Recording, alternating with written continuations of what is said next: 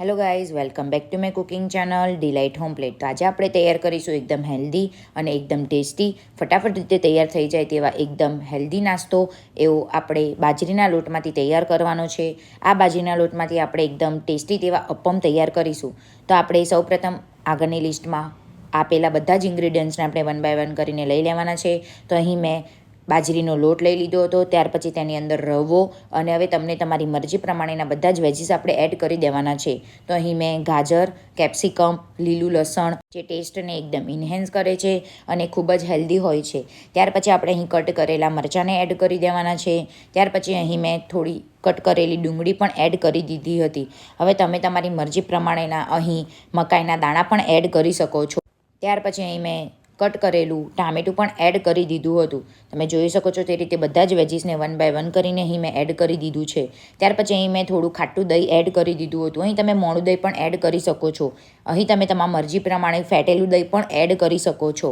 ત્યાર પછી અહીં મેં બધા જ મસાલા એડ કરી દીધા હતા, જેમાં મેં સ્વાદ પ્રમાણે મીઠું એડ કરી દીધું હતું. ત્યાર પછી તેની અંદર મેં કાશ્મીરી લાલ મરચું પણ એડ કરી દીધું હતું. જો અહીં તમારે તીખું વધારે જોઈતું હોય તો તમારે મરચાંની માત્રા થોડી વધારે એડ કરવાની છે. અહીં તમારે તીખાશ પ્રમાણે તમારી મરજી અકોર્ડિંગ તમે અહીં ચીલી ફ્લેક્સ પણ એડ કરી શકો છો. અહીં મેં તીખું વધારે જોઈએ છે એટલે મેં ચીલી ફ્લેક્સની માત્રા થોડી વધારે રાખી છે. અહીં તમારે ઓછું તીખું ખાતા હોય તો તમે ઓછું એડ કરી શકો છો.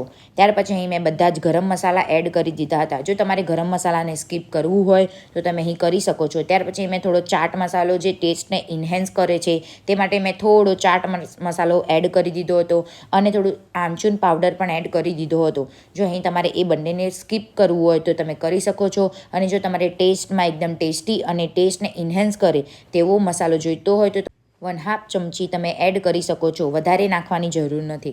ત્યાર પછી આપણે તેની અંદર સમારેલી કોથમીરને પણ એડ કરી દઈશું. તમે જોઈ શકો છો તે રીતે આપણે બધા જ ઇન્ગ્રીડિયન્ટ્સને વન બાય વન કરીને એડ કરી દીધા છે.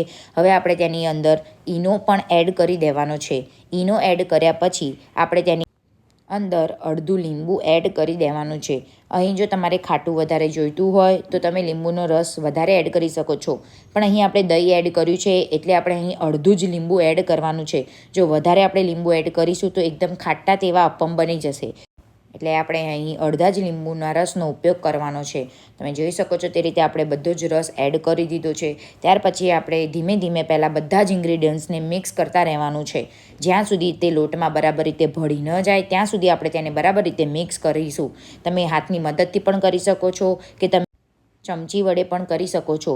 જો લોટ બરાબર રીતે મિક્સ ન થતો હોય તો તમે હાથનો પણ ઉપયોગ કરી શકો છો. તમે જોઈ શકો છો તે રીતે આપણે બધા જ ઇન્ગ્રીડિયન્ટ્સને બરાબર રીતે લોટમાં ભળી જવા જોઈએ અને મિક્સ થવા જોઈએ.